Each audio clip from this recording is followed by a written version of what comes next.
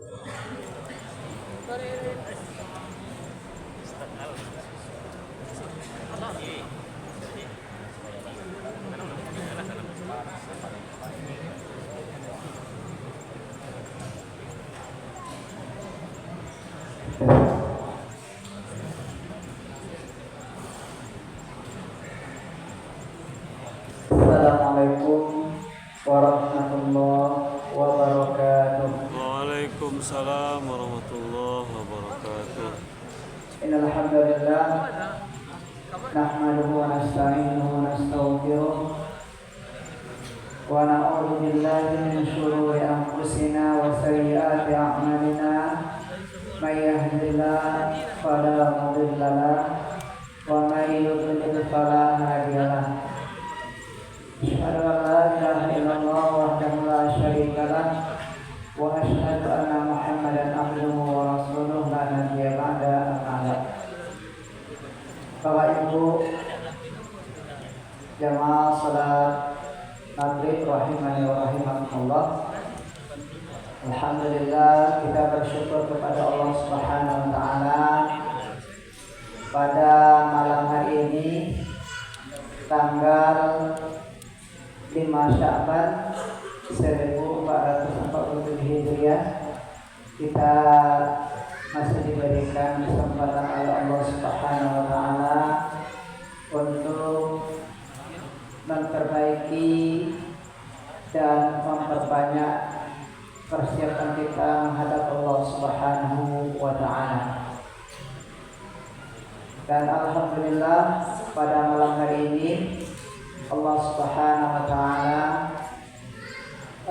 memberikan kesempatan kepada kita dengan datangnya Ustaz Abdul Ramadhani hafizahullah taala ke masjid kita untuk menyampaikan kajian Tabligh Akbar pada malam hari ini. Dan sebelum kajian dimulai,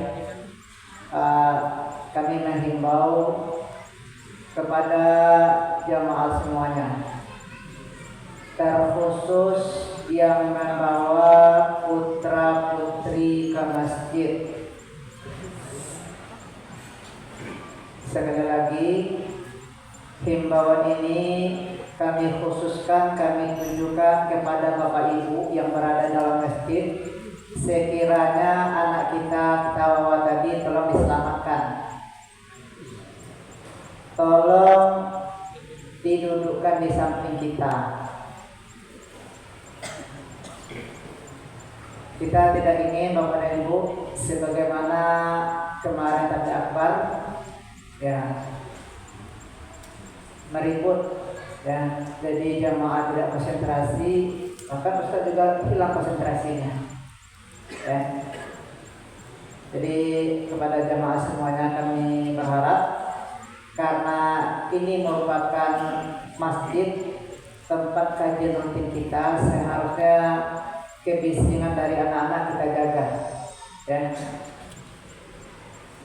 Kami tidak melarang Bapak Ibu membawa putra putri ke masjid, silakan dibawa, tetapi disertai dengan pendidikan dan adab bagaimana seharusnya anak-anak kita di masjid.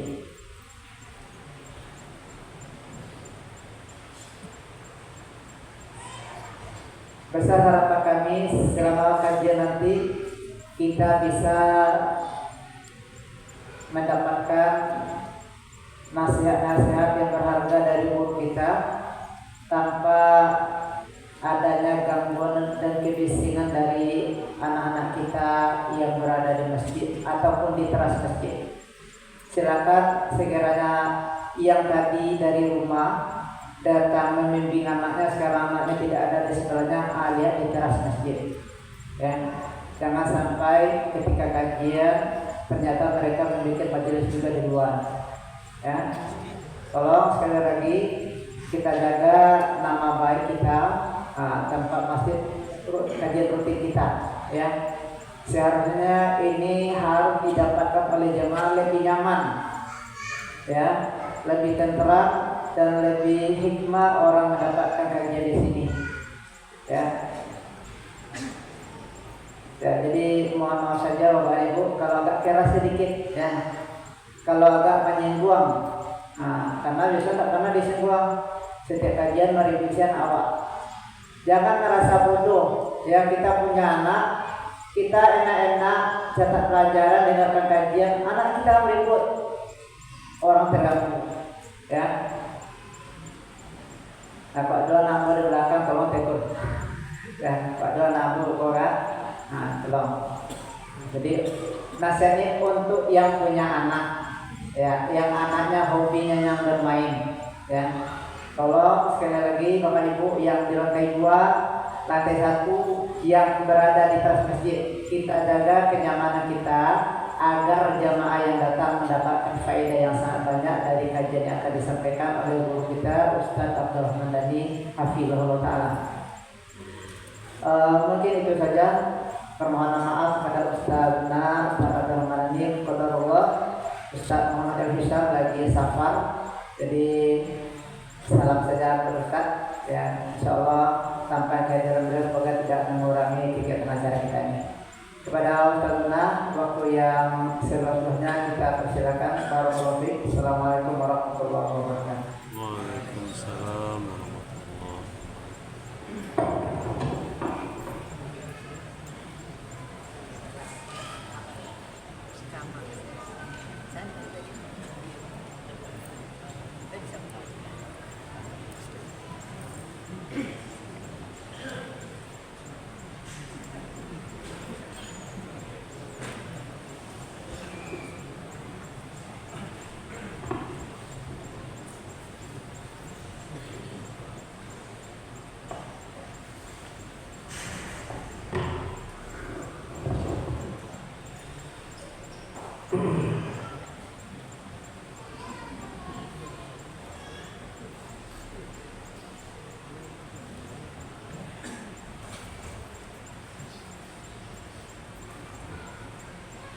Bismillahirrahmanirrahim. Assalamualaikum warahmatullahi wabarakatuh. Waalaikumsalam warahmatullahi wabarakatuh. Innal hamdalillah nahmaduhu wa nasta'inuhu wa nastaghfiruh wa na'udzu billahi min shururi anfusina wa min sayyiati a'malina. Man yahdihillahu fala mudilla lahu wa man yudlil fala hadiya lahu. Asyhadu an la ilaha illallah wahdahu la syarika lahu wa asyhadu anna Muhammadan 'abduhu wa rasuluh. Amma ba'du. Alhamdulillah. Bapak, Ibu-ibu rahimakumullah jami'an, atas karunia dari Allah Subhanahu wa taala, Allah perjumpakan kita kali keduanya di masjid ini dalam rangkaian safari dakwah, terutama acara inti di antaranya selain safari dakwah dalam acara baksos di daerah yang terdampak musibah di Sumatera.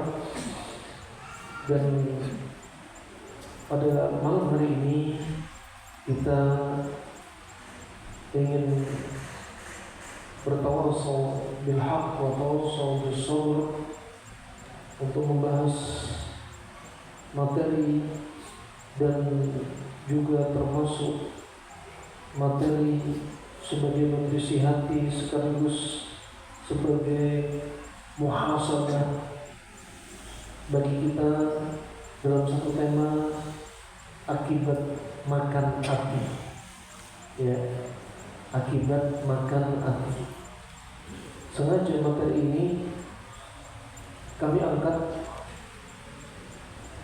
karena terkait dengan hati kita. Terkait dengan hati kita.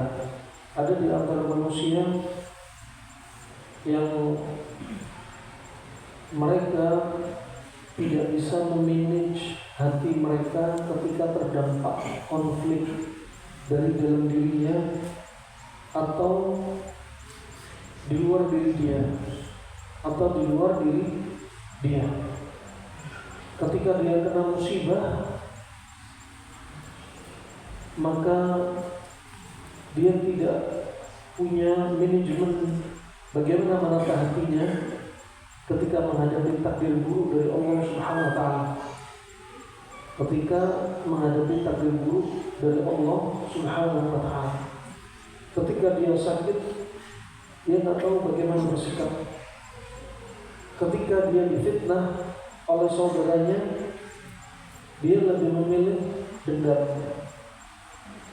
Ketika mendapatkan ucapan-ucapan yang tidak mengenakan, dia justru sedih berkepanjangan.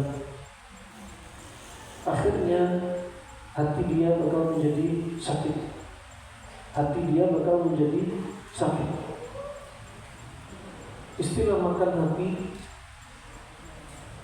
imma ada ucapan orang yang membuat Anda tersakiti sehingga hati Anda digerogoti oleh diri Anda sendiri. Di antara sebab terbesar adalah susahnya dia untuk gampang menjadi orang yang ridha dengan qada dan qadar dari Allah Subhanahu wa Ta'ala. Dalam kesempatan kali ini sengaja kami ingin menyampaikan penjelasan ini melalui papan tulis biar lebih difahami, dan ini menjadi terapi untuk kita semua, untuk hati kita. Karena kalau hati sakit, semua tubuh bakal sakit, semua organ bakal sakit.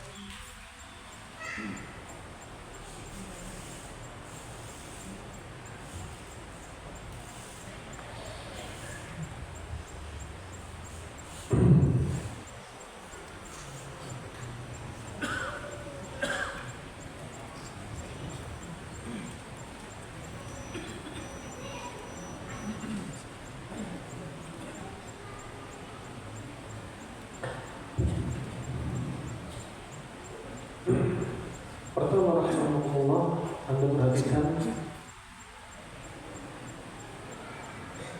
organ inti dalam Islam bukanlah kepala.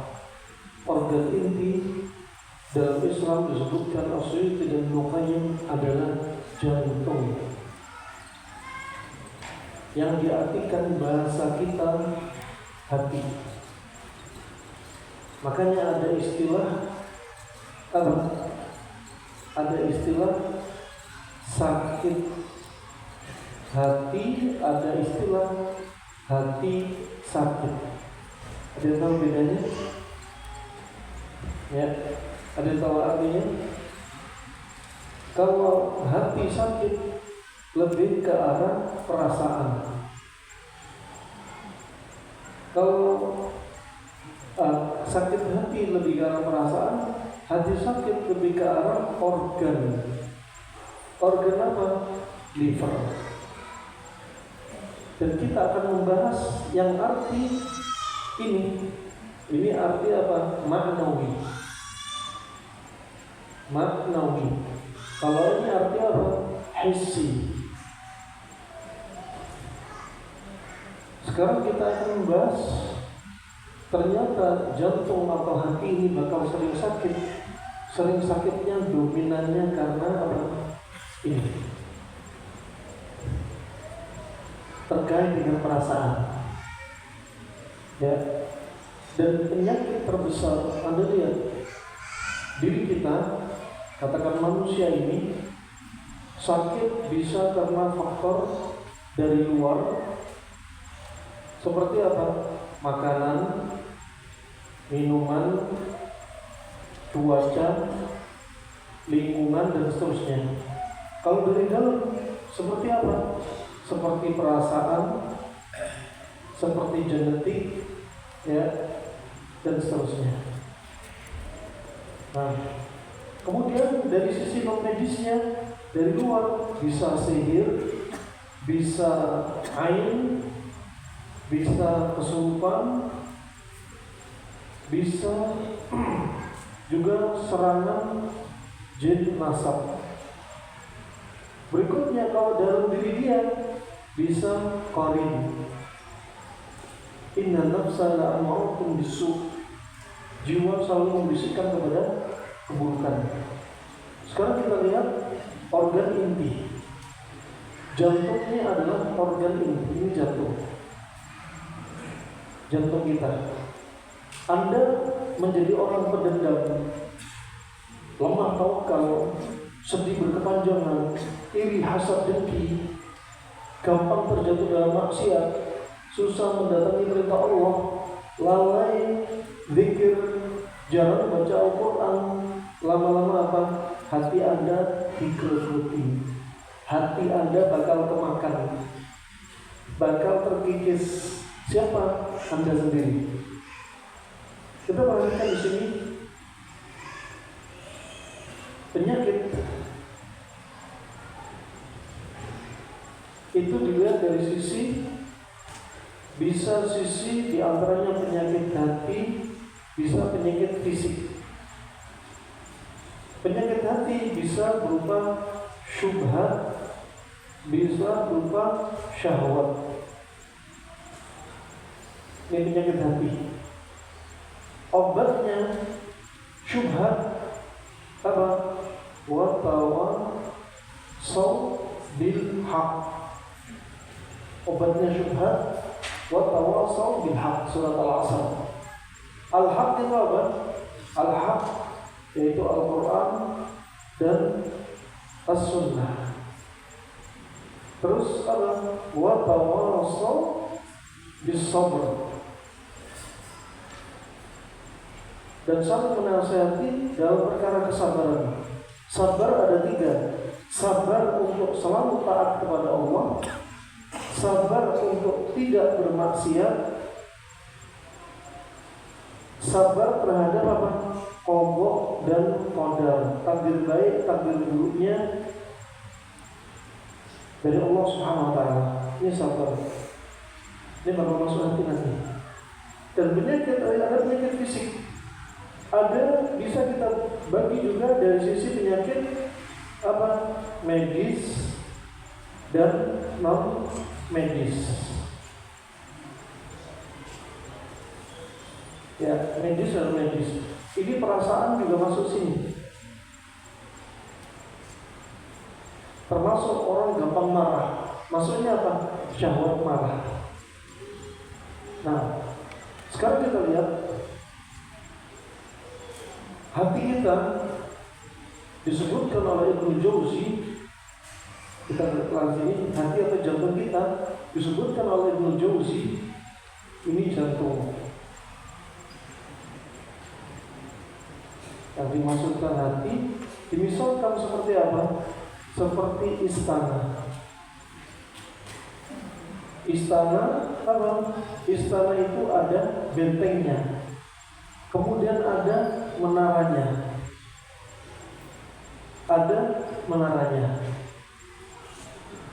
Terus ada pintu gerbangnya, ada penjaganya. Di menara ini ada kaca. Zaman sekarang katakan CCTV. Di sini siapa?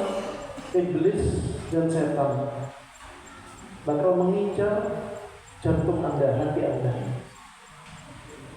Dan ini kaca ini bakal dihembuskan oleh iblis dengan asap hitam.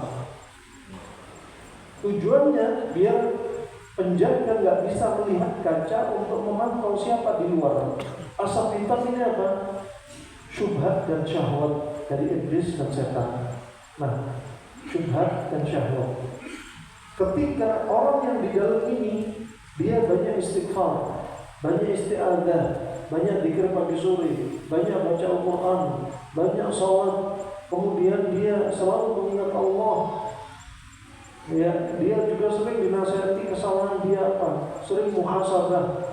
Asap hitam ini bakal hilang dan kacanya kembali bersih sehingga dia kembali waspada lagi dengan kondisi iblis dan setan. Allah Subhanahu wa taala berfirman,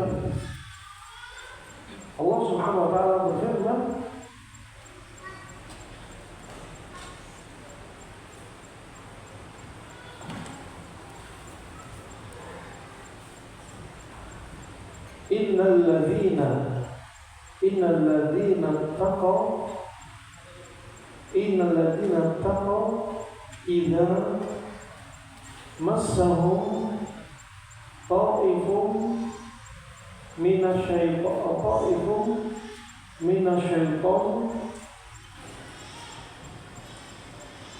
tadzakkaru fa idza hum mubsirun. Sesungguhnya orang-orang yang bertakwa kepada Allah, kalau mereka diserang setan, gerombolan setan diserang oleh setan. Nah, ini wujud serangannya setan sama iblis. Kata Ibnu Katsir dalam tafsirnya, di antara wujud serangannya apa? Bil ghadab. Dengan apa? Amarah. Berikutnya dengan apa? Bil gham wal hazan, kesedihan. Ini di antara serangannya, serangan setan. Nah, ini dikasih syubhat syahwat, dikasih serangan terus. Nah, kemudian apa? Kalau dia ingat apa? Ketika dia ingat kepada Allah Subhanahu wa ta'ala, maka dia tahu salahnya dan kembali apa? Istiqomah. Fa'idahum mubsirun. Contoh, kapan pintu gerbang ini kebuka? Kapan penjaganya jantung ini lalai? Jantung atau hati itu seperti istana. Di istana ada raja. Adapun raja pada jantung kita adalah akal. Ini rajanya yang menguasai diri kita, akal. Makanya sasarannya iblis yang diserang apa? Istananya, jantungnya, bukan usus, tapi yang diserang intinya, organ intinya, jantung. Kalau sudah dikuasai akal, tidak kena. Semua tubuh ikut kena. Karena dia sudah bersabda, ala inna fil jasadi mudghah, idza salahat hadhil mudghah salaha jasadu kullu, wa idza fasadat hadhil mudghah fasada jasadu kullu, ala wa hiya al-qalb. Ketahuilah, di dalam tubuh kita itu ada gumpalan daging. Kalau gumpalan daging itu baik, semua tubuh ikut baik. Kalau gumpalan daging itu rusak, semua tubuh ikut rusak. Gumpalan daging itu adalah jantung, dan jantung seperti istana. Rajanya adalah akal di jantung kita. Makanya mikir pakai akal, bukan di sini. Allah berfirman, lahum qulubun la yafqahuna biha. Mereka punya jantung, tapi tidak digunakan untuk berpikir. Berarti di mana? Di jantung. Daya pikir di jantung lebih tinggi, kata Dr. Asim Balawi, 60 kali lipat lebih tinggi daripada daya pikir di otak. Otak dan jantung masih ada kaitannya proses akal, tapi yang lebih utama adalah di jantung. Anda perhatikan, ini bakal diincar sama iblis sama setan. Kapan pintu gerbang terbuka? Ketika Anda gampang marah, ketika Anda sedih berkepanjangan, ketika ada di antara Anda melakukan dosa, ketika ada di antara Anda dosa dan maksiat, kemudian Anda melakukan apa? Amalan-amalan yang tidak dicontohkan Nabi dalam ibadah, itu terbuka. Kemudian apa? Kesyirikan akan membuka pintu. Kemudian apa? Kelalaian. Apalagi iri, hasad, dengki, dan seterusnya, ini bakal terbuka. Coba apalagi? Makan yang haram-haram, minum yang haram-haram, ini semua terbuka. Semua pelanggaran syariat akan menyebabkan pintu gerbang jadi lemah, setan siap-siap masuk. Allah Subhanahu wa ta'ala berfirman, wa may ya'shu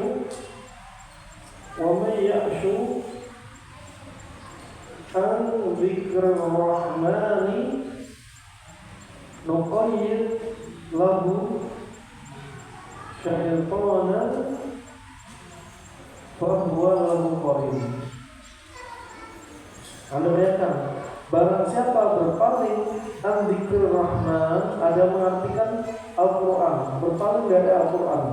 Iman gak beriman, iman gak pernah baca Al-Quran, iman gak mentadabburi maknanya, iman melanggar syariat yang disebutkan dalam Al-Quran. Yang tertafsir sekian banyak dari para ulama. Kalau sudah melanggar syariat Ar-Rahman, melanggar apa yang ada di dalam Al-Quran, apa? Lihat, resikonya dua ini yang disebutkan dalam ayat ini. Apa? Setan akan menyerang diri dia. Atas izin siapa? Atas izin Allah. Kenapa Allah izinkan? Karena dia sudah melakukan hal ini. Kemudian apa? Dan setan bakal jadi temannya. Setan bakal jadi temannya. Anda perhatikan kalau dia diserang setan, pintu kebuka. Gara-gara muncul apa di antaranya masalah hati, maka saat itu orang ini bakal sakit. Dan setan bagi jadi akan jadi teman dia. Kalau jadi teman setan, ini orang gampang marah, gampang sedih, susah baca Al-Quran, berat untuk mendatangi ketaatan Allah, sholat malam pun berat, sering mimpi buruk, sering dibisikkan untuk selalu suudzon kepada saudaranya. Setan jadi teman dia. Mau datang kajian dibikin berat, setan jadi temannya. Bermula dari apa? Nah, inilah Allah jami'an. Maka sakit hati ini apa istilahnya? Makan api. Makan api. Anda perhatikan sekarang. Anda perhatikan. Untuk perhatikan judulnya kita kali ini terkait dengan hati. Judulnya apa? Efek makan api atau hati. Ini efeknya. Ya. Dengan diantaranya imma Anda sedih karena ucapan seseorang Anda simpen, Anda jadi orang yang apa? Nyimpen perasaan, baperan. Ada di antara Anda gara-gara makan hati, Anda justru malah meledak-ledak. Ada yang nggak meledak-ledak tapi dipendem. Ini semua sama dengan Anda sendiri bikin apa? Makan hati. Makan hati dari ucapan orang yang bikin apa? Sakit hati Anda simpan, Anda pendem. Ya, kalau mereka bikin ucapan mereka bikin makan hati, Anda jangan balas mereka, mending sabar. Anda perhatikan gara-gara makan hati, ya, gara-gara makan hati jadinya Anda bakal terjerumus pada penyakit. Pintu gerbang sudah terbuka. Sedih, Nabi juga sedih. Tapi kalau sedihnya Anda berkepanjangan, berlebihan, sampai nimbulin penyakit, malas ibadah, malas aktivitas urusan kegiatan dia, lama-lama ini jadi apa? Bukan terpuji, jadinya tercela. Nabi juga sedih, tapi cepat dirilis. Ya, Allah jadikan ada sedih, ada suka, riang, gembira sebagai tanda kekuasaan Allah. Ada saatnya Anda sedih, ada saatnya Anda riang gembira, menunjukkan betapa nikmatnya bahagia. Demikian marah, ada sabar. Allah jadikan semua berlawan-lawanan, bertentangan. Nah, sekali lagi efek makan hati iman disebabkan apa? Ucapan orang lain. Iman disebabkan tindak tanduk orang lain. Ya, iman kenapa? Musibah yang menimpa Anda. Kemudian apa? Penyakit yang menimpa diri Anda tidak bisa merilisnya. Anda sudah terjatuh dalam istilah makan hati. Anda bakal sakit. Ya, Anda bakal sakit. Nah, perhatikan dari marah ini Tadabburi firman Allah Subhanahu wa taala, "Qul mutu bi ghaibikum." Katakan wahai Muhammad, matilah kalian, ay ahlul kitab dan orang munafik, gara-gara amarah kalian. Disebutkan dalam tafsir gara-gara kebencian kalian, iri hasad kalian, kedengkian kepada kaum muslimin. Tapi Anda juga perhatikan, ini kalau ada di antara kita jadi orang gampang marah, maka akan menjadi resiko bagi dia gampang atau cepat mati. Ajal mendatangi dia itu sudah ada dalam catatan takdir. Tapi ada sebab. Salah satu sebabnya dia gampang marah. Sebelum mati gara-gara marah, sebelum mati didahului dengan apa? Penyakit. Ini harus bukan penyakit. Penyakitnya apa kalau orang sering marah? Ya, hipertensi, hipertiroid, terus autoimun, panas, termasuk kena psoriasis, rambut ubanan,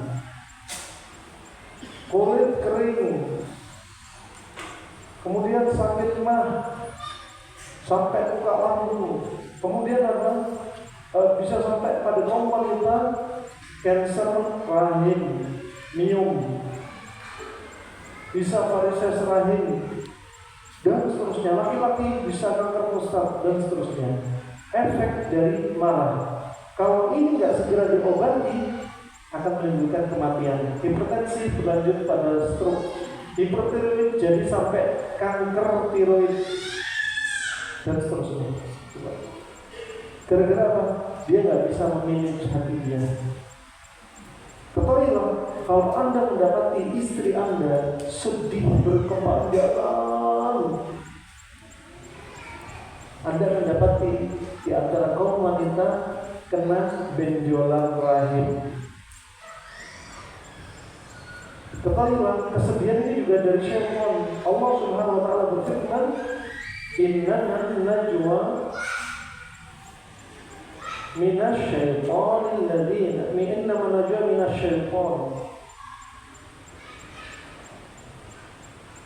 Sesungguhnya apa? Inna najwa minasyaitonil ladzina inna najwa minasyaiton. Terus apa? Liyahzunal ladzina amanu wa laysa biwahhihim syai'an illa bi'idznillah. Ya, di sini inna najwa minasyaiton liyahzunal ladzina amanu. Ya, Anda perhatikan yang membuat orang-orang beriman sedih. Ini dibikin sedih sama setan. Siapa pelakunya? Nih, setan. Kalau Anda dapati istri Anda sedih terus, ketahuilah dia sedang diserang setan.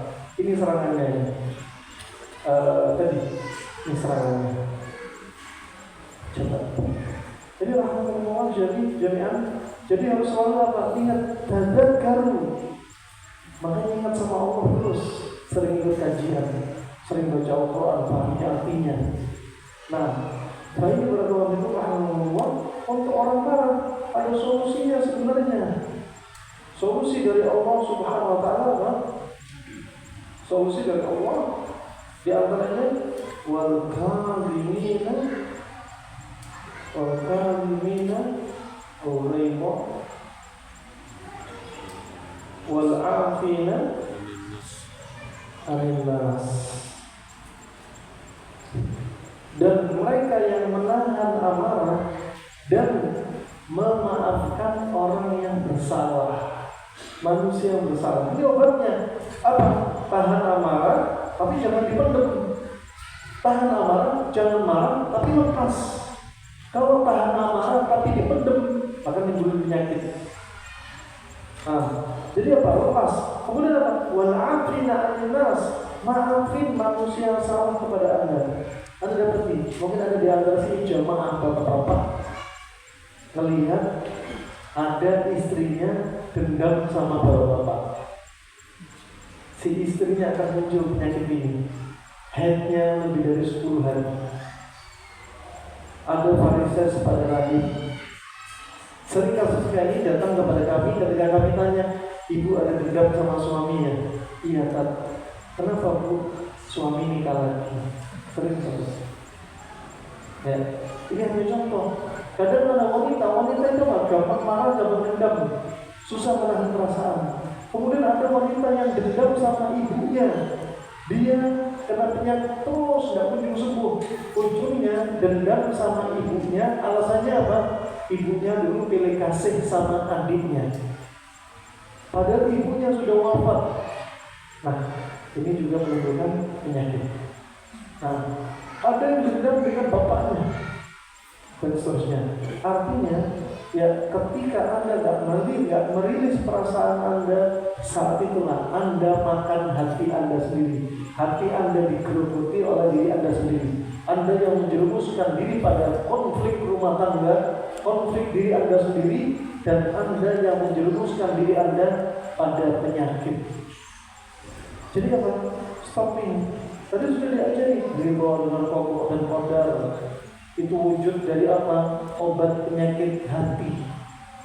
Obat penyakit hati. Nah, inilah rahmatullah jami'an barakallahu yang bisa Anda sampaikan sedikit saja. Selanjutnya kita mungkin tanya jawab. Dan ada setelah Anda tanya jawab.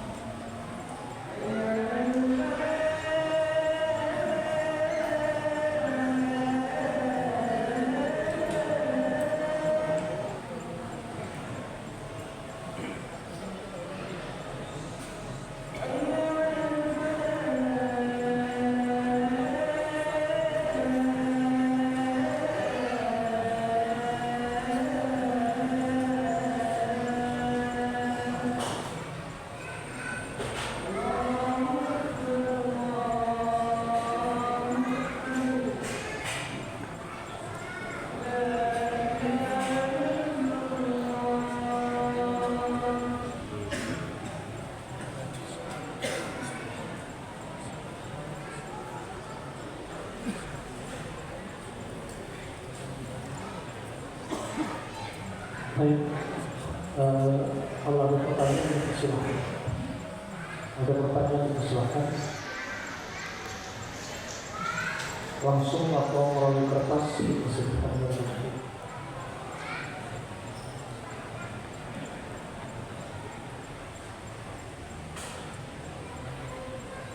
Obrolan hari.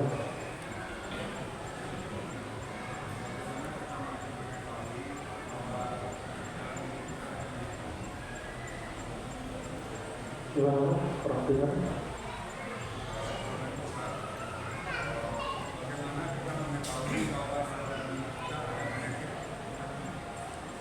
Bagaimana cara mengetahui bahwa di dalam diri kita ada penyakit hati? Pertama perlu diketahui bahwasanya kondisi hati kita ada pada 3 kondisi. Satu, kondisi hati sehat.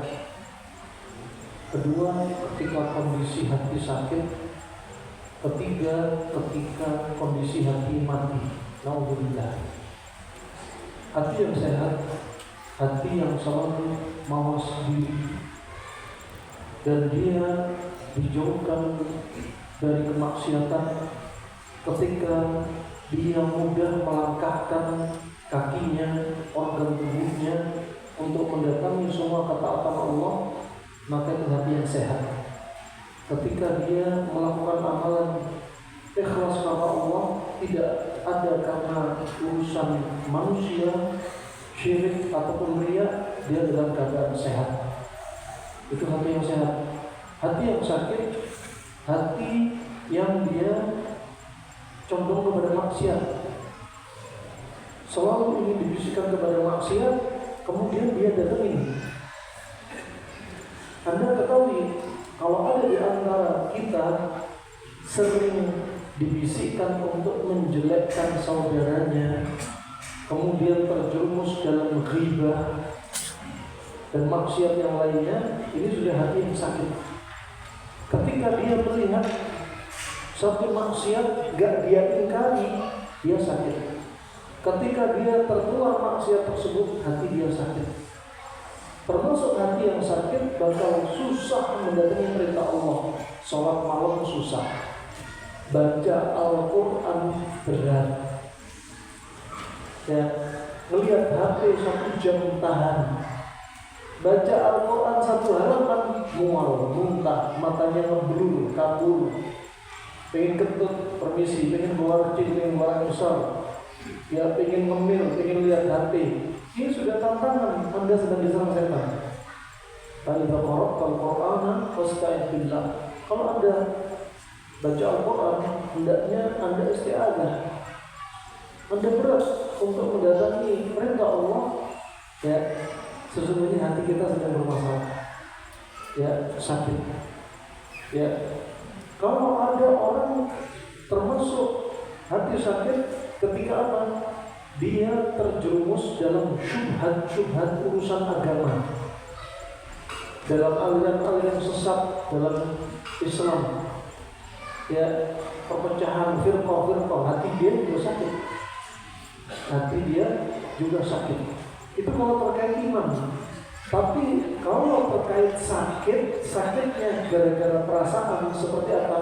Dendam, sedih, marah, takut berlebihan, cemas, termasuk anxiety disorder, termasuk narsis, merasa benar terus, bipolar. Ternyata ujung-ujungnya sama, jauh dari Allah. Ikatan batin dia dengan Allah sangat lemah. Ya, adapun hati mati, ketika hati sakit tidak diobati, terjatuh dalam maksiat, dibiarkan terus dari maksiat kecil, maksiat besar, sebagaimana disebutkan al-maksiat baridatul kufur. Perbuatan maksiat mengantarkan dia kepada kekufuran, diikuti semua maksiat sampai tidak tersisa secercah cahaya pun, walaupun seperti seekor semut. Di dalam hatinya cahaya iman pun tidak tersisa, maka hati dia termasuk hati yang mati.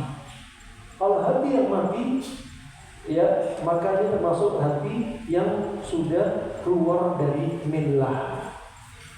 Dan di antara hati yang sehat, di antaranya Anda akan dekat dengan musibah dan cobaan dari Allah. Sebagaimana disebutkan oleh Syekh Abdul Qadir Al-Jailani, salah satu ulama Ahlussunnah wal Jamaah, dinukilkan oleh Ibnu Qayyim dalam Zadul Ma'ad fi Hadits Khairul Ibad, ya bunai, ma ja'atil musibah lituhlikak walakin litamtahina sabrak wa imanak. Hai anakku, musibah itu bukan untuk mencelakakan dirimu, tapi musibah itu untuk menguji keimanan dan kesabaranmu. Kemudian beliau lanjutkan, ya bunai, al-qadaru kas-subr was-subr la ta'kul maitah. Wahai anakku, takdir buruk dari Allah itu seperti binatang buas, dan binatang buas seperti macan, harimau, mereka nggak mau makan bangkai. Yang mereka makan apa? Hewan yang fresh.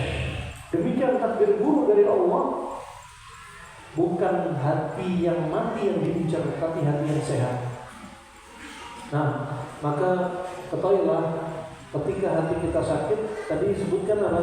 Ada serangan dari syaitan. Innal ladzina kafaru idza masahum ta'ifun minasyaitan. Maka apa? Cepat tadzakkaru. Cepat mengingat Allah, cepat kembali. Kalau Anda sedang maksiat, cepat kembali kepada Allah. Cepat banyak istighfar. Innal hasanat yudhibnas sayyi'at. Ya, perbuatan yang maksiat cepat datangi kebaikan dengan ikut kajian, banyak infak sedekah, banyak sholat, banyak baca Al-Quran. Ya, agar apa? Kita selalu tadzakkaru, kemudian apa? Fa'idahum mubsirun. Kemudian Anda akan istiqomah lagi. Yang tadinya hatinya sakit, jadi hati yang sehat. Wallahu a'lam bishawab. Apakah termasuk setan menyerang hati kita? Iya, setan menyerang hati Anda. Ya, jangan bilang kenapa sih setan dijadikan kambing hitam terus. Ya, memang dia inginnya Anda dikeluarkan dari al-haq. Ya, perhatikan, pernah Nabi SAW, waktu itu Nabi SAW bersabda, khatta khututan, Nabi menggaris lurus. Ya, Nabi menggaris lurus, dan di sini ada kotak, menggaris kotak. Bahkan kata Nabi SAW, hada sabil, ini jalanku, dan ini jalan Allah Subhanahu Wa Taala. Ya, dan ini garis kotak ini adalah apa? Ajal. Dan di antara garis digaris oleh Nabi kiri kanan. Dan ini adalah jalan-jalannya setan. Dan setiap jalan ini ada setan yang mengajak Anda. Biar apa? Anda biar tersesat. Dan ajaran seperti kotak, tapi dasar manusia masih garis lurus ditarik lagi apa? Al-amal. Apa? Hanya angan-angan. Jangan jadi orang yang panjang angan-angan tapi tidak banyak beramal. Nanti taswif. Jangan. Ajar Anda di sini jangan sampai berlebihan, terutama apa? Kaum wanita. Paling banyak tertipu oleh syaitan dengan angan-angan, ya nanti aku ingin kamu punya rumah lagi, nanti kamu punya mobil lagi, kamu dunia terus yang dipikir kayak hidup yang panjang. Coba ngomong nanti aku ingin kamu punya istri lagi, susah. Yang dimaukan dunia terus. Nah, kenapa asyaitan ya'idukumul faqr? Setan menakuti Anda dengan apa? Kefakiran. Dikasih tulul amal. Dan ini jebakan syaitan. Rahimahullah, dia bakal menyerang diri Anda. Makanya penting kita muhasabah terus menerus. Anda lihat sekarang, kalau sebagai bahan tadabbur contoh saja, Anda lihat pada kasus lansia. Kalau Anda masih punya bapak ibu, lihat orang tua Anda sangat layak lebih diserang setan. Di antaranya, ya sebagai wujudnya, di antaranya apa? Setan ingin menjadikan bapak ibu Anda yang lansia biar meninggal dalam keadaan satu, murtad. Kedua, susah ngucapin kalimat syahadat la ilaha illallah, meninggal dalam keadaan su'ul khatimah. Siapa yang nyerang? Keumuman setan. Berikutnya siapa? Qarin. Berikutnya siapa? Kalau ada jin nasab. Serangan semakin intens, serangan semakin berat. Ada orang tua yang dibikin pikun. Ya, pikunnya padahal usianya bukan usia yang layak dia kena demensia. Yang lainnya di umurnya padahal sehat-sehat, tapi dia pikun dini. Ada yang dibikin orang tuanya sibuk lihat TikTok, YouTube. Ini serangan setan. Yang tadinya rajin baca Al-Quran sudah jarang lagi. Ada yang lansia sibuk tengkar dengan menantu, simpan dendam sedih terus sampai akhir hayatnya disibukkan dari zikrullah, sampai mengucapkan kalimat syahadat susah. Itu serangan setan. Ya, wah, ini banyak sering kami dapati seperti ini, sampai disebutkan Imam Qurtubi, ada seorang alim Qurtuban ya, yang waktu itu dia ini dalam keadaan koma, setengah sadar, kemudian ditalkin, la ilaha illallah, malah jawab la, la ilaha illallah, malah dijawab la, tidak. Kemudian setelah dia bangun, ditanya, kenapa ketika kami talkin engkau dengan la ilaha illallah, engkau malah jawab tidak? Iya, karena setan mendatangi aku berwujud seperti manusia, dua setan, satunya bicara, hei kamu murtadlah, jadilah kamu agama Nasrani. Kemudian aku katakan, la, tidak. Yang satunya lagi setannya bilang, kalau gitu kamu jadi agama Yahudi, murtadlah kamu. La. Dan itu makanya setan di akhir hayat. Kenapa? Pengennya di akhir hayat orang meninggal su'ul khatimah. Makanya perjuangan puncaknya nanti apa? Innamal a'malu bil khawatim. Ketika Anda biasa mendatangi ketaatan Allah, Anda meninggal dalam keadaan kebiasaan Anda. Setan mengganggu Anda, dia tak mampu. Nah, kenapa? Waktu Anda dipenuhi dengan keberkahan. Nah, rahimahullah dengan ya, serangan setan itu nyata. Serangan setan nyata. Kemudian ada kasus di sini dari penanya, setiap selesai meruqyah diingatkan ke masa lalu yang menyakitkan. Iya, sama. Ini si penanya ini biasa meruqyah. Setelah meruqyah dibisikin setan dengan masa lalu yang menyakitkan. Iya. Bahkan ada di antaranya setelah meruqyah setan menyerang diri si peruqyah. Habis meruqyah motornya mogok. Habis meruqyah mobilnya sampai rusak. Habis meruqyah bahunya dibikin tegang kayak digelabetin. Ada yang meruqyah istrinya telepon, "Mas, kamu sedang apa? Kok di rumah tiba-tiba muncul belatung?" Nah, jadi kuat-kuatan paling enak biar nggak membuka orang bermudah-mudahan aktifkan orang yang perlu diruqyah, meruqyah dirinya sendiri selama dia mampu tanpa bantuan orang lain. Dengan cara apa? Ruqyah yang terbaik, bersihkan hati melalui apa? Sering ikut kajian. Saya tanya kepada antum, ada nggak di antara bapak-bapak kalau nasihatin si istri nggak didengerin? Ada nggak? Gak usah tekanan, ayo. Banyak istri kayak gini, dinasihatin Anda susah, suruh ikut kajian. Karena ketika dinasihatin dalam kajian, saat itulah dia bakal masuk. Dan itu ruqyah untuk diri dia. Anda kalau dapatin istri suka bentak suami, istri gampang marah, sering kami dapati mereka bakal sering sakit. Haidnya lebih dari 10 hari dan tinggi kanker kulit, sampai kami dapati benjolan di rahim dan benjolan di alat vitalnya. Kenapa? Allah kasih iqab sesuai dengan dosanya. Mereka tidak sadar padahal surga mereka di rumah, tapi pintu surga mereka disia-siakan dengan apa? Sabar sama suami ditiadakan, sabar ngurus anak ditiadakan, amanah menjaga rumah ditiadakan. Itu surga mereka.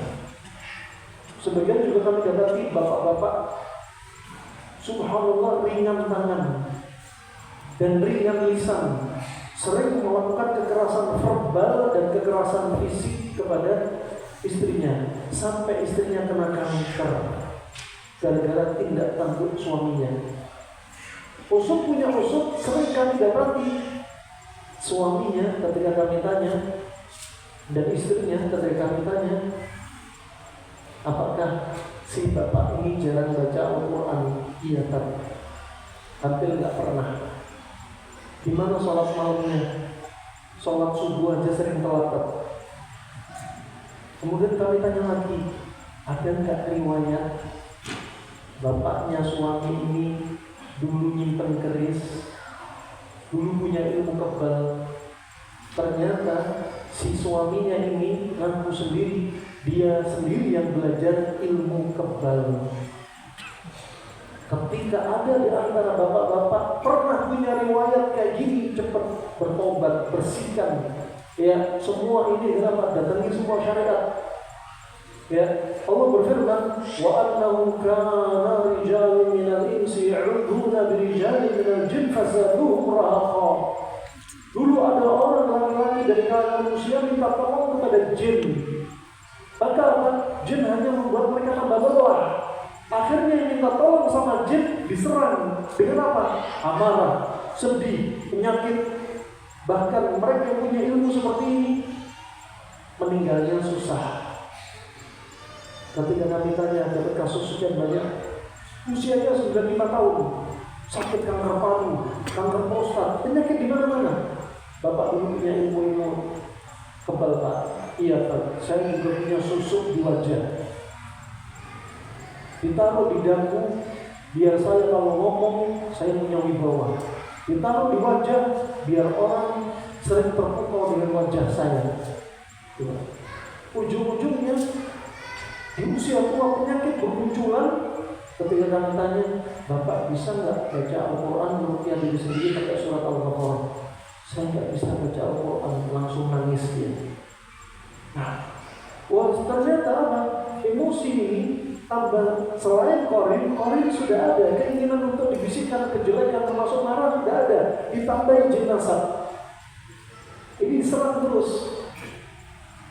Bukan hanya dia, anak cucunya juga jadi korban dan tumbal dari jin yang diminta tolong oleh bapaknya. Nah, sering kayak gini. Sampai si wanita ini cerita, Ustaz, ini kepala saya bocor, jahitannya belum kering. Suami saya kalau marah ambil vas bunga, dipukulin di kepala saya. Sambil nangis si wanitanya cerita. Coba suami kamu suruh kesini. Ternyata ada bapaknya dukun, ada yang masih melakukan kesyirikan. Jadi apa? Masih dalam diri sendiri korin dan jiwa dia, syahwat dia, ditambahi jin ini, ya jenazah, ditambahi keumuman setan yang mulia. Maka makar setan ini nyata, sekali lagi nyata. Makanya semua syariat Islam, kata Syekhul Islam Ibnu Taimiyah, apa? Nutrisi bagi hati kita, nutrisi bagi jasad kita, untuk menjaga iman kita, menjaga fisik kita. Makanya jangan lalaikan sunnah sekecil apapun. Solusi istri ada gejala NPD. Bahkan sering kami dapati istrinya NPD, suaminya NPD, sama-sama narsis. Kalau suaminya apa? Salah dinasihatin istrinya, si suami mencak-mencak. Kamu juga kok. Mas, kamu tuh kalau dinasihatin suka nggak dengar. Kamu juga kok, gitu terus. Sama-sama narsisnya. Ini penyakit ini sama, setan. Kesombongan dalam hatinya. Ya, dia menolak al-haq. Ya, kenapa? Al-kibr batarul haq wa ghamtun nas. Sebagaimana disebutkan Nabi, kesombongan adalah apa? Ketika dia menolak nasihat al-haq dan dia merendahkan orang yang menasihatinya, merendahkan manusia juga. Ya, maka terapinya apa? Terapinya agama, bukan ke psikolog. Kalau kalau psikolognya belajar ilmu agama Islam, oke. Tapi kalau psikolognya belajarnya ilmu buku-buku dari Hippocrates, buku-buku dari kedokteran barat, nah kita punya Al-Quran, kita punya hadis Nabi, sunnah mutahharah, kok nggak dipraktekin? Penyakit jiwa yang Anda ketahui dari was-was, dari psikosomatik, dari narsis NPD, dari ADHD pada anak kecil sering terjadi, juga anxiety disorder, panic attack, paranoid, halusinasi, sampai puncak tertingginya schizophrenia. Sebabnya apa? Lemahnya tautan hati kita dengan Allah Subhanahu wa taala. Simple. Orang NPD suruh sering ikut ngaji Al-Quran, tafsir, akidah, tauhid, tentang targhib wa tarhib. Ya, sering suruh baca Al-Quran dengan artinya. Ini sering di antaranya saudara kita baca Al-Quran lewat khataman, tapi kenapa hatinya nggak bergetar, kulitnya nggak merinding? Kenapa nggak bisa merubah diri dia? Yang diri dia nggak tahu artinya. Makanya baca Al-Quran sama artinya itu obat. Allah berfirman, "Lau anzalna hadzal Qur'ana 'ala jabalin لرأيته خاشعا متصدعا من خشية الله وتلك الأمثال نضربها للناس لعلهم يتفكرون." Seandainya kami turunkan Al-Quran ke gunung, gunung itu bakal tunduk, gunung itu bakal hancur, terbelah. Ini permisalan bagi kita yang mau berpikir. Kalau ada istri wataknya keras, suami wataknya keras, baca Al-Quran. Gunung aja hancur, apalagi watak yang keras, bakal hancur. Kalau Anda dapati anak karena autis, hiperaktif, gelombang otak meledak-ledak, bacain Al-Quran kalau dia belum bisa baca Al-Quran. Kalau ada di antara Anda kena kanker, kena tumor, kena stroke, kena gagal ginjal, gagal jantung, bacain Al-Quran. Kanker Anda yang keras menurut Anda, dia nggak sekeras gunung. Kata Muqayyad dan Tib Nabawi atau dalam Zadul Ma'ad, ini gunung aja hancur dengan Al-Quran, dengan kalamnya Allah. Kalau ini dibacakan kepada tubuh manusia, penyakit mana yang bakal bisa menangkal Al-Quran? Satu-satunya di muka bumi yang bukan makhluk hanyalah Al-Quran. Al-Quran adalah kalamnya Allah, dan kalamnya Allah bukanlah makhluk. Kalamnya Allah adalah sifatnya Allah. Kalau masuk ke dalam tubuh dibacakan, hancur. Berkali-kali kami dapat kasus kanker metastase, stadium akhir, orangnya sudah putus asa, dokternya sudah putus asa. Baca Al-Quran, perbaiki pola makan, hindari sebab, jauhi maksiat, tobat dari Allah kalau dia melakukan dosa. Subhanallah, 1 bulan setengah sembuh total. Kata dokternya, kankernya sembuh. Selama ini Anda kemana? Baca Al-Quran tapi tidak ditadaburi maknanya. Ya Allah jami'an. Ya, jadi NPD apa? Bacakan Al-Quran. Bukan hanya NPD, penyakit yang berat sekali pun. Ya, lebih dari itu. Bahkan disebutkan dalam hadis Kharijah bin Saud, riwayat Abi Dawud, riwayat Syaukani dalam Nailul Awtar, disebutkan bahwasanya pamannya Kharijah bin Saud setelah masuk Islam di Madinah di hadapan Nabi berbaiat, dia pulang mendapati orang gila dipasung besi, dan saudaranya bilang, "Aku dengar Nabimu membawa kebaikan." Padahal di pamannya Kharijah baru aja masuk Islam, nggak banyak menghafal Al-Quran. Yang dihafal salah satunya surat Al-Fatihah. Bisa engkau obati saudaraku yang gila ini. Kemudian diruqyah hanya dengan surat Al-Fatihah, dan diruqyah selama 3 hari. Sehari cuma 2 kali, sembuh total. Ini orang gila, bukan gila karena sihir, gila karena kesurupan, tapi gila gara-gara stres. Apalagi yang hanya NPD. Nah, ini rahmatullah kadang kita yang kurang sadar diri dengan Al-Quran. Nabi SAW dahulu ketika masa hidupnya sudah keluh kesah kepada Allah Subhanahu wa taala tentang kondisi umatnya. Sampai Allah berfirman, wa qala rasul ya rabbi inna qaumi ittakhadhu hadzal qur'ana mahjura. Rasul berkata, wahai Rabbku, sesungguhnya kaumku telah menjadikan Al-Quran sesuatu yang ditinggalkan. Coba Nabi hidup di zaman kita sekarang, nangis Nabi melihat umatnya. Lihat HP matanya melotot 1 jam betah. Yang satunya sudah trekking jalan-jalan 10 kilo pulang pergi, yang satunya goes sudah 15 kilo, yang anaknya lagi renang, dia sibuk lihat HP. Yang istrinya lagi goreng-goreng, masakan sudah siap, berapa menu masakan. Ini suaminya lihat HP, matanya hanya fokus kepada HP, betah. Disuruh baca Al-Quran 1 halaman, kok mataku blur ya? Kok sering sendawa ya? Kok sering cepet permisi? Kok pengen kamar mandi? Kok pengen makan? Pengen cepet lihat HP?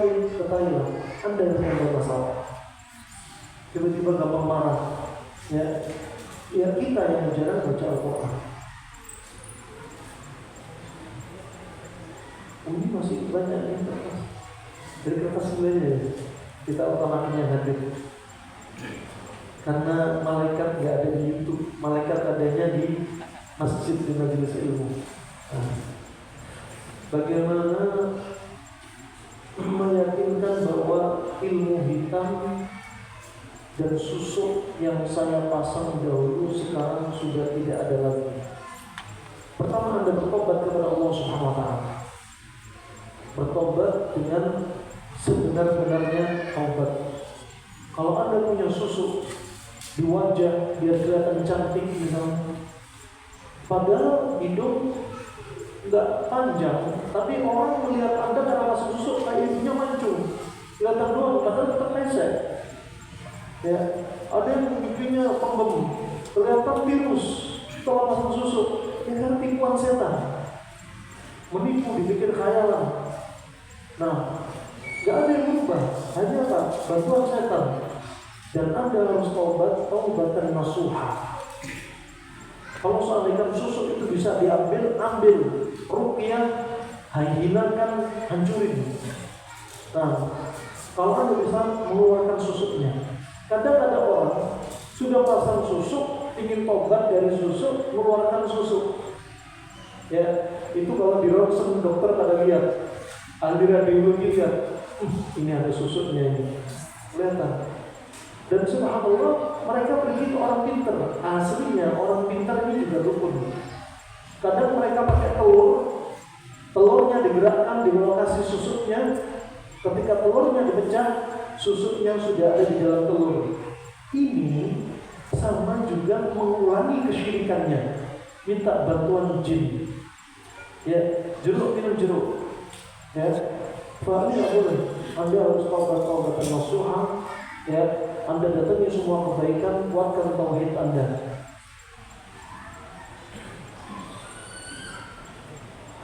Obat ambeien. Pertama, ambeien ini diantaranya karena pengentalan darah. Ya, kita lihat penjelasan papan tulis.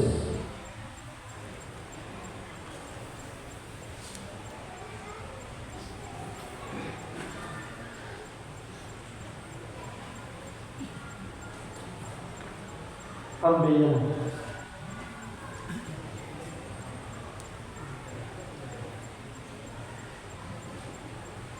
Syaratnya bawasir. Bawasir. Jangan bawazir ya, tidak. Bawasir. Ya. Kalau bawazir ini ya bawazir. Kalau ini bawazir beda. Salah makhraj huruf, salah baca matnya beda. Hafal kita ini. Ini al-ulama. Apa artinya al-ulama? Jamaknya orang alim, kumpulan orang-orang alim. Jamaknya orang alim, orang-orang alim. Ya. Kalau Anda keliru bacanya al-ulama, ini orang-orang sakit. Berbeda, makanya belajar taksin penting banget. Jangan sampai keliru. Ambeien atau wasir ada dua, ada namanya basur, ada nasur. Kalau basur ini benjolannya di luar, ambeyannya di luar. Kalau nasur ini di dalam. Ini ada loh dalam kitab. Kalau Anda bilang ilmu pengobatan Islam, kitabnya itu sedikit, ini yang ngomong kurang wawasan. Katanya ilmu Tibun Nabawi itu nggak perlu dicoba. Ilmu Tibun Nabawi nggak relevan di zaman kita. Ilmu Tibun Nabawi rujukannya cuma itu aja. Ilmu Tibun Nabawi ini subhanallah kalimat yang nggak punya adab, jarimah. Dan orang yang ngomong jari lancang. Coba melek, Madzhab Imam Ahmad saja menulis buku Tibun Nabawi sekitar 69 kitab. Belum Syafi'i, belum Maliki, belum Hanafi, belum yang lainnya, madzhab Ibnu Sirin dan banyak banget. Sampai ada madzhab Imam Ahmad, dia menulis buku namanya yang Masya Allah ini ternyata mereka sudah menulis merangkum untuk siapa? Untuk kita. Judul bukunya apa? Al-Itqan fi Ma'rifati Adwiyatis Saratan. Al-Itqan yaitu pemantapan ilmu untuk mengenal obatnya kanker. Ya subhanallah. Nah, seorang aja nggak baca. Nah, Rasulullah ini basur dan nasur. Ini di luar, ini di dalam. Dan ini lebih parah. Biasanya kalau nasur dia nggak kelihatan, jendolannya nggak kelihatan. Permisi, jendolannya dari dalam. Tapi permisi ya, ini katakan dubur. Permisi dubur, dia lukanya di sini, jendolannya di dalam. Ini lebih parah. Kalau yang basur, dia di luar jendol. Kalau jendol bisa balik lagi stadium 1. Jendol ya balik dengan bantuan tangan stadium 2. Jendol nggak balik-balik stadium 3. Jendol bahkan benjol banget bisa lebih dari jari telunjuk ini stadium 4. Kemudian Anda perhatikan ini sebenarnya ambilnya hampir sama dengan kasus varises. Kadang varises ada di kaki, tapi ini varises di dubur. Kita lihat apa bedanya pembuluh darah vena dan pembuluh darah arteri. Kalau arteri langsung dari mana? Jantung. Kalau vena dari tubuh ke jantung. Ini kalau arteri itu pembuluh darahnya lurus dari jantung didorong. Dan arteri jauh dari permukaan kulit. Ini sempurnanya cipta Allah. Khalaqnal insana fi ahsani taqwim. Allah sempurna betul nyiptain. Sampai pembuluh darah arteri itu dalam nggak kelihatan. Yang muncul vena. Coba kalau arteri di bawah kulit langsung, kalau Anda luka langsung dari jantung ini nyembur kayak keran air bocor. Anda bakal cepat anemia, kekurangan darah, bisa mengancam jiwa. Tapi yang ngomong vena. Nah, vena ini ternyata di dalam pembuluh darahnya ada seperti katup. Jadi ketika balik ke arah jantung, dia nggak kencang, masih lewat sini. Dan ini kalau darah Anda kotor, kental, pekat, jorok, bau, hitam. Nah, ini apa? Akhirnya bisa terjadi sumbatan di sini. Kalau terjadi sumbatan, dia melengkung, dekompensasi, akan mencari jalur. Ini akhirnya terjadi varises. Kalau terjadi di dubur, nah terjadinya seperti ini. Sehingga apa? Jendol di luar ternyata banyak pembuluh darah. Makanya kalau operasi di zaman dahulu operasinya ini misalkan ambeien, operasinya dua cara, dipotong ambeiennya terus dijahit. Cara kedua, ini ambeien dibelah, kotorannya darah kotor dibuang terus dijahit di sini. Tapi saya nasihati jangan pernah operasi. Waktu saya di Yaman di Arab, dulu di antara dokter-dokter, teman-teman dokter memberikan kaidah kalau operasi sekali, ambeien lagi kena, kedua kali harus operasi lagi, ketiga kali operasi ketiganya ada dua kemungkinan. Kemungkinan pertama apa? duburnya permisi, sempit banget, bakal sakit kalau diambil. Kemungkinan kedua, bocor, gak bisa ditahan lagi diambilnya, keluar terus. Ya. Jadi solusinya apa? Hindari sebab. Sebaik-baik obat menghilangkan sebab. Jangan fokus pada penyakit, jangan fokus pada ambeien, tapi fokus kepada sebab. Apa sebabnya? Anda angkat benda berat, pola makan yang salah, atau karena kasus medis disihir sampai kena kanker di duburnya, dari ambeien sampai kena kanker. Ya. Jadi fokus kepada sebab, jangan fokus kepada penyakit. Sebagaimana kaidah dalam usul fiqh, idza zala sabab zala musabbab. Kalau sebab hilang, akibat bakal hilang. Kalau sebabnya darah kotor tadi dihilangi, maka ambeien bakal hilang. Baru itu juga bisa dibantu refleksi, dibantu pembekaman, perbaiki pola makan, hindari makanan yang telik darah, goreng-gorengan, bayam, kangkung, kemudian es, santan, rendang, stop dulu.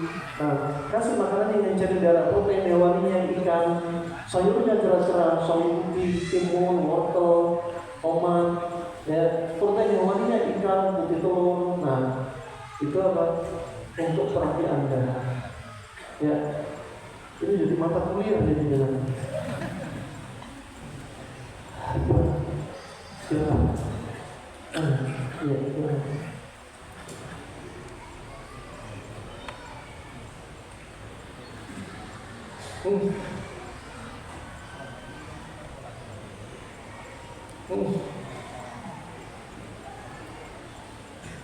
Sudah Anda berpikir otomatis memang hati. Anda berpikir hati. Selama ini mindset Anda mikir itu pakai otak. Disebutkan lahum qulubun la yafqahuna biha. Mereka punya jantung tapi tidak digunakan untuk memahami, untuk memikir. Disebutkan di sini inilah daya pikir kita, asalnya itu kekuatannya di jantung. Terus kata Ibnu Qayyim, apa kaitannya sama otak? Tetap antara jantung dan otak ada proses. Tapi daya pikir di otak gak sebesar daya pikir di jantung. Paham maksudnya? Tetap butuh otak. Ya. Tapi apa? Intinya sumbernya di jantung. Makanya kalau sudah hati rusak, akal ikut rusak, badan ikut sakit. Wallahu a'lam.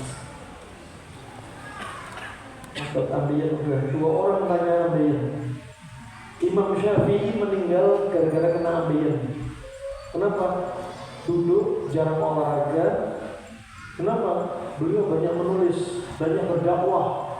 Sampai kalau setelah sholat subuh, setelah zikir pagi, setelah sholat syuruk, datang orang dari penjuru dunia.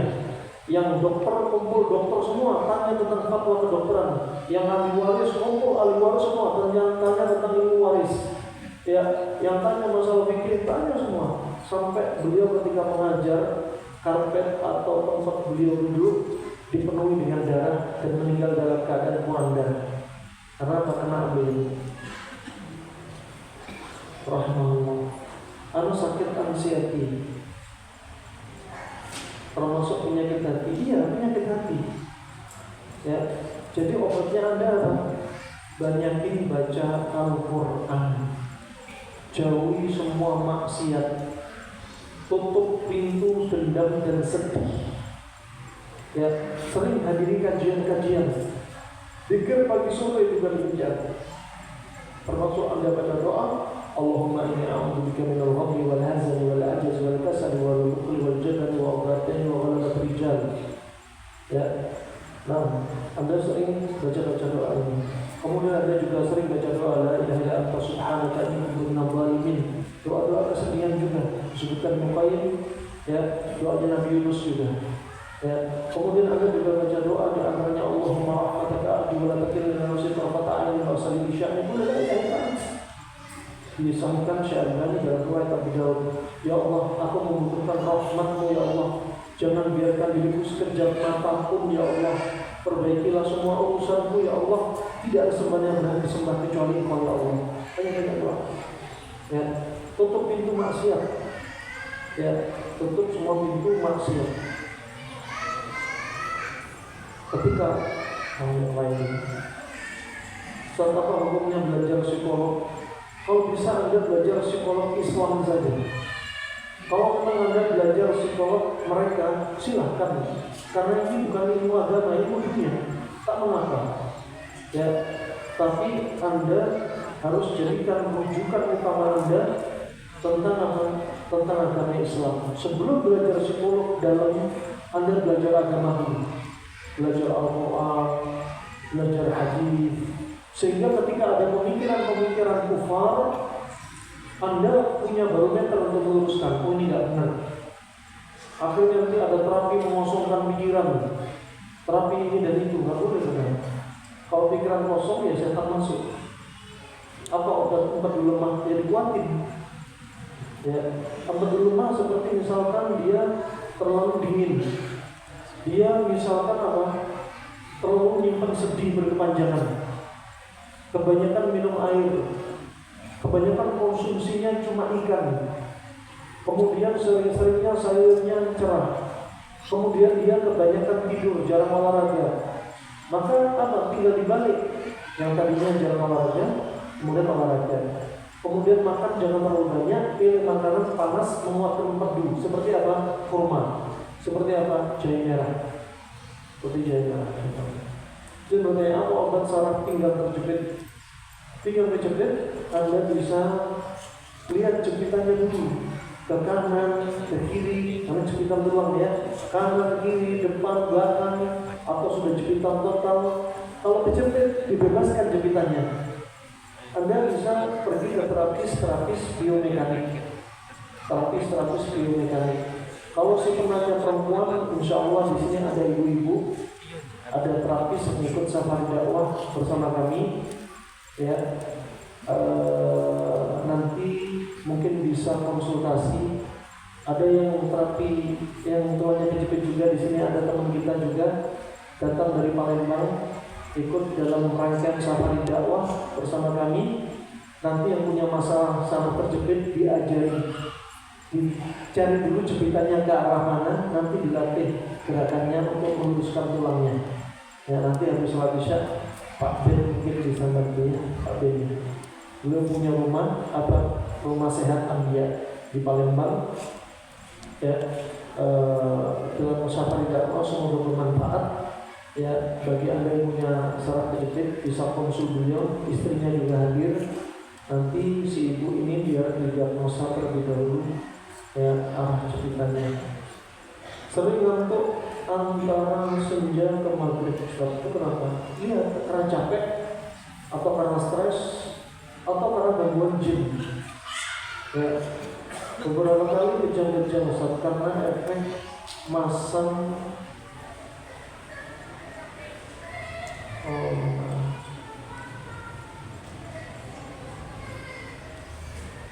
Bisa jadi antum ini karena apa? Penyumbatan jantung dan darah antum kental banget. Kalau punya penyakit jantung seperti ini, ya bisa jadi kenapa? Jadi sebelum kena penyakit jantung sudah terindikasi pengentalan darah berlebihan. Kalau periksa hasil lab namanya periksa D-dimer, tapi sekali periksa 1 juta. Ya, efeknya apa? Bakal ngantuk, sering kebas, sering kesemutan, timbul benjolan-benjolan di tubuhnya. Ya, bisa kena ambeien juga, ini satu paket.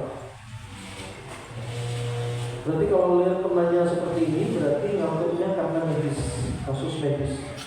Bagaimana solusi agar tidak cepat marah? Ya sabar. Nabi SAW ketika melihat 2 orang yang tengkar sampai vena di lehernya, vena jugularis nonjol, suaranya diangkat, kata Nabi, aku tahu dengan satu kata, satu kalimat bakal hilang apa yang ada pada diri mereka. Yaitu apa? Baca isti'adzah. Antum mau marah sama suami, ya anti kaum wanita marah sama suami, atau antum mau marah sama istri, sama anak, sama teman, udah baca isti'adzah. A'udzubillahi minasyaitonir rajim. Simple, satu kata, satu kalimat saja, tidak jadi marah coba. Nah, 2 orang ini ketika dinasihati sahabat Nabi setelah mendengar hadis Nabi, hei kalian, Nabi berpesan kalau kalian ingin hilang amarah pada diri kalian, baca isti'adzah. Apa kata 2 orang ini? Namanya kami laki-laki gila. Coba dinasihati malah marah. Di isti'adzah. Kalau makin marah lagi juga apa terapinya? Padahal ya syukur, diem saja. Nggak usah dibantah, diem. Masa makin marah, duduk, dari berdiri, duduk, tarik. Apa Anda bisa ngumpul, bisa sholat agar tambah meredam amarah Anda. Kemudian kalau Anda tahu tipe pemarah, misalkan nih bapak-bapak punya suami punya istri suka ngegas, sudah orang Padang, makannya rendang, santan, sayurnya gelap, daun singkong terus, jarang makan timun. Ini panas semua. Orang Padang penyakitnya bakal muncul penyakit panas, darah tinggi, pengentalan darah, kolesterol, termasuk karakternya bakal panas terkait dengan makanan berdampak kepada kanker. Ya, kalau Anda dapat istri suka marah, ya istri jangan diajak minum kopi dan jahe. Ajak istri minum apa? Jus timun, serut timun, rendaman timun, biar dia tidak tambah ngegas sama suaminya. Kenapa? Makanan berdampak kepada diri Anda. Ya, jadi di antaranya selain Anda dengan terapi maknawi, baca isti'adzah, Anda juga cegah diri Anda dari makanan-makanan yang panas, dikurangi. Ya. Kemudian sering baca Al-Quran, jangan lupa. Karena seorang guru sering kaget karena teriakan murid di kelas sehingga anak cepat marah. Nah, solusinya sering sakit jantung karena teriakan, sering kaget. Terapinya gimana? Banyak sabar, Bu. Mungkin kalau saya jadi guru gitu juga kali. Ya, tapi memang tugas Anda berarti porsi Anda baca Al-Quran ditambah, porsi sabar Anda ditambah.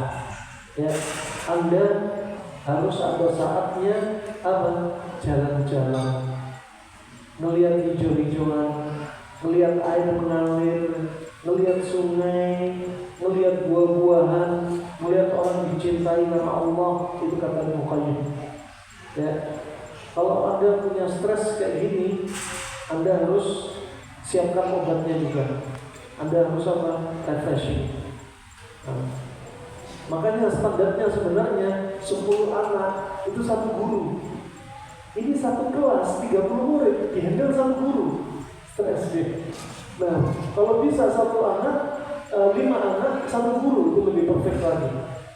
Ya, dulu ada teman kami yang ngajar tahsin dan qiraat anak-anak yang ada di Yaman. Itu masya Allah, anak-anak di sini nggak ada apa-apanya. Ya, testimoni dia apa? Kalau kalian bisa menghandle 100 anak orang Yaman dijinakkan untuk bisa duduk, kalian bisa menghandle anak semuka bumi, kata dia. Saking dableknya. Nah, kalian harus sabar. Apa benar autoimun, rheumatoid arthritis? Ya, ini menunjukkan autoimun dingin. Autoimun dingin tidak bisa diobati, nggak benar, nggak ada ceritanya nggak bisa diobati. Karena Nabi sudah bersabda dulu dia dawa wa inna usibah dawa dari baru abidillah. Setiap penyakit pasti ada obatnya. Kalau sudah cocok penyakit sama obat akan sembuh dari izin Allah. Ya, Anda umat Islam harus mengimani hadis dari Nabi SAW. Kalau autoimun dengan rheumatoid arthritis ini, ya berarti termasuk autoimun dingin. Obatnya apa? Kasih pemanas.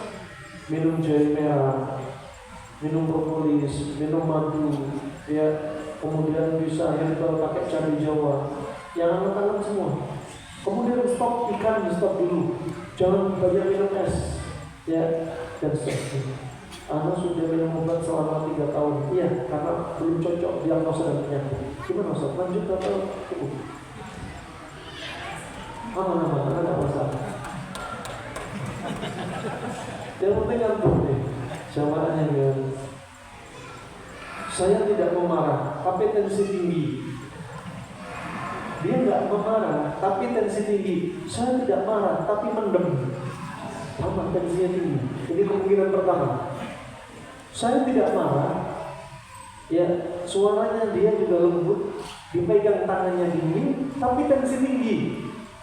Ini ada kemungkinan jin nasab. Ada serangan kaum jin. Ya, kalau dia nggak marah, dipegang tangannya panas, tapi mendem, tensi tinggi, wajar. Tapi kalau dia dipegang dingin, orangnya suaranya lembut, ya, tapi tensinya tinggi, nah, tanyai, ada nggak riwayat bapak dan ibu dari tinggi juga? Setan juga bisa menyerang genetiknya dia. Nah, tanyai berikutnya, apakah ibu sering mimpi buruk? Nah, Bismillahirrahmanirrahim. Obat atau terapi kelenjar getah bening, pola makan panas dingin jadi terapi terbaik Anda. Dan sekarang penyakit paling banyak kelenjar getah bening, kata dokter-dokter spesialis bedah. Banyak kenapa? Terkait sama makanan, makan minuman instan juga. Apakah penyakit hati bisa disembuhkan dengan cara rukyah? Penyakit hati disembuhkan dengan cara rukyah. Dan Anda jangan bayangkan rukyah cuma baca Al-Quran. Anda hadir kajian itu juga rukyah. Bahkan rukyah terbaik untuk Anda. Ya, Anda sholat itu juga rukyah. Anda baca Al-Quran, memahami artinya itu rukyah. Nah, dan bagaimana hukumnya meminta dirukyah? Disebutkan Abu Ya'la al-Farra, maksudnya minta rukyah yang nggak boleh, minta rukyah kepada dukun, atau minta rukyah kepada hal-hal yang Anda was-was. Padahal Anda nggak punya apa-apa. Coba rukyah saya, barangkali di tubuh saya ada sesuatu. Tak perlu. Ya, atau Anda minta dirukyah, ya tolong rukyah saya biar saya nggak kena wabah pandemi COVID. Oh, lagi sehat, ngapain gitu? Penting zikir. Datangi apa yang datang dari Nabi SAW cukup. Ya, yang nggak boleh. Ya, rukyah karena lemahnya tawakal, rukyah minta kepada orang pintar. Dan bahkan minta rukyah bisa jadi hukumnya wajib ketika darurat. Sebagian kaum wanita disihir sampai keluar rumah dia telanjang permisi. Dan dia nggak bisa merukyah diri dia sendiri.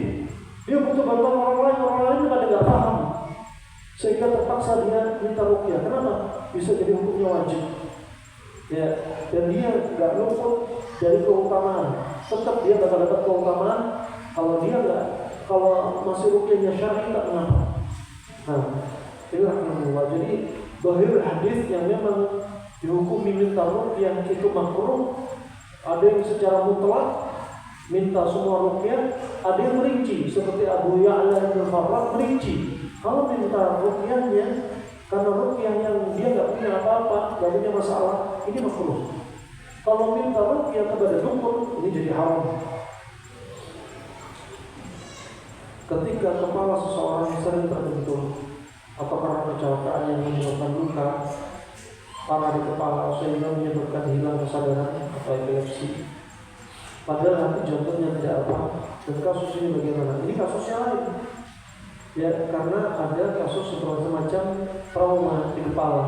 Saya pernah dapati tahun 2000 ada bapak-bapak kena epilepsi. Ternyata apa? Ternyata sebabnya karena apa? Dia main bola, jadi kiper, sering nyundul bola. Disundul bolanya. Ternyata apa? Ada trauma di kepala. Ya, makanya subhanallah, ini pemain bola terus rebutan bola. Kenapa? Karena bolanya cuma satu. Coba semua dikasih bola masing-masing, gak rebutan dengan bola. Nah, alhamdulillah jamiah jadi apa? Faktor benturan seperti jatuh, seperti benturan juga termasuk tadi main bola itu berdampak. Jadi ada karena epilepsi karena trauma, ada epilepsi karena makanan. Kata Al-Hafidz Ibnu Hajar, kata Imam Bukhari. Seperti kebanyakan makanan panas, otaknya panas. Uap panas numpuk bisa epilepsi. Hippocrates dan ilmu lain juga disebutkan ada epilepsi yang mungkin untuk menganggap aneh.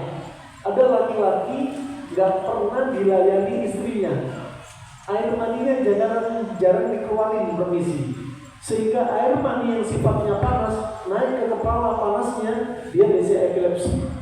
Makanya ibu-ibu jangan tolak suami Anda kalau nggak ada unsur syar'i. Kenapa? Suami bisa kejang-kejang epilepsi, panasnya naik ke kepala. Itu bahasanya Hippocrates sama Ibnu Qayyim rahimahullah ta'ala. Kemudian ada kasus epilepsi karena apa? karena kejang karena apa? Karena jin. Seperti kisahnya Ummu Zufar. Dia kena sihir sehingga kena sering epilepsi. Dan terapinya untuk orang epilepsi ini langsung saja Anda sering gunakan labu kuning. Ya, kurangi gorengan, kurangi pedas-pedas, makan minuman instan, ayam broiler, stop. Banyakin apa? Labu kuning. Makan nasi boleh, tambahkan labu kuning. Kadang tambahkan timun sebagai pendinginnya. Lauk hewaninya ikan untuk apa? Menjinakkan gelombang di otaknya. Wallahu a'lam bishawab. Jadi Anda oke. Kan? Ya. Cukup aja. Ayo. Cukup aja dari sini. Ya cukup. Atau mewakili? Kan? Satu aja. Ya, online satu aja dulu.